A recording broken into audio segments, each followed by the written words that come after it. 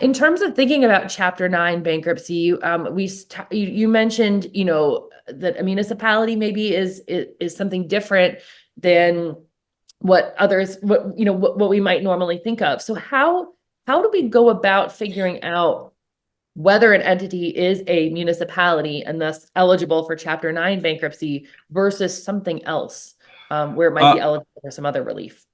All right. Again, let me give a little background on that, and it goes into municipal finance. Again, an area in which is not my wheelhouse, but what happened, and it gets into another area which is not my wheelhouse, which is tax. There was a need to finance lots of public works, constant need, and generally the notion, or at least the default notion, is that those public works should be funded from public taxes. But creative types, and I don't know who did this, determined that there were ways that a municipality could, partner is probably too strong a word, but could work with private entities and work with other aspects to provide financing for these projects without necessarily impacting the public tax general revenues.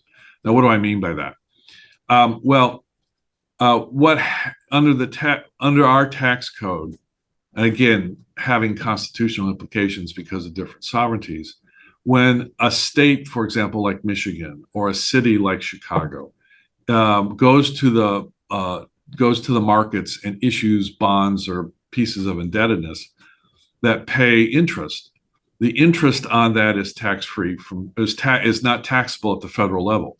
So if I go out and I buy a U.S. Treasury bond that pays, $100 a year, and I buy a bond from the state of Michigan that pays $100 a year, I pay taxes on the federal income, but I don't pay taxes to the federal government on the state.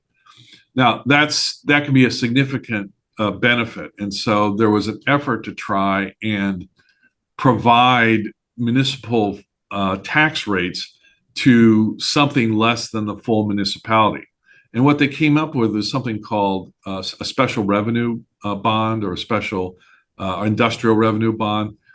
And forgive some finance gobbledygook, but what they did was the city or the municipality would issue bonds at the rate in would those bonds would not would be tax-free. But the bonds were secured by a loan agreement with the person who was going to construct the project they wanted. Say, for example, you wanted irrigation problems or a water system. So a private company would agree to do that. They would borrow money from a bank or whatever to do that, or they would use the bond funds typically to do that. And the trick is that the municipality would then secure the bonds with the promise of the developer to repay the loan, which was in the exact amount of the bonds. And the trick is that the city would then make the bonds non-recourse to it, which means that the holder of the bond would have no ability to sue the city if the bonds weren't paid. The bondholder, usually in a collective action, could only sue on the collateral, which was the developer's obligation. So you have these massive amounts of municipal that look like municipal debt that provide municipal services, but the city is not liable to pay the bonds beyond providing the security they got from the individual developer. And so a lot of, actually the vast majority of Chapter 9 cases are small districts that were kind of created, irrigation districts, hospital districts. They're separate kind of entities that provide a public purpose or a public function solely, and which finance themselves through this kind of complicated method. There are also, obviously, cities like Detroit and Birmingham and San Bernardino and the like, but those are definitely in the minority. Most of these types of entities are kind of the smaller, if you will, fragments or splinters of the public function of the various utility. And that's just a function of what the market has kind of come to provide. And so with Chapter 9 in a municipality, with a coordination, if you will, of the tax code, there are, as you might expect, restrictions on when the federal government will say the bonds can be tax-free, and it has to be somehow a public function, and that's an incident or an example of federal tax code. But a municipality then becomes a definition in the bankruptcy code, and permit me to be boring and read what the definition is, because it becomes important for what we do. Because one of the things I want to say about a municipality in Chapter 9, the key thing, and again, another aspect of the federalism issue here, is that in addition to the definition of municipality, which I'm trying to find and we'll talk about, the municipality has to have permission from the state government in order to file a Chapter 9.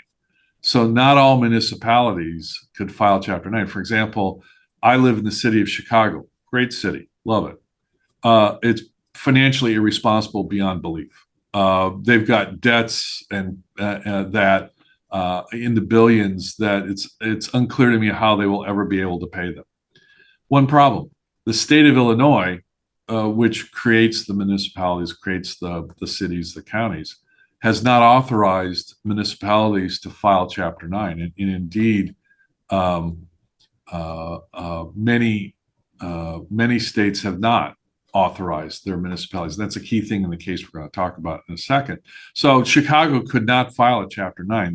The only debt relief that Chicago could get would be whatever the state of Illinois would provide for it. And so that is always an issue. And so municipality, if I've now found it, I apologize, but a municipality is a short definition of the bankruptcy code. It says it's a political subdivision or public agency or instrumentality of the state. And again, those terms are not defined further in the code, and that's what you have to work with.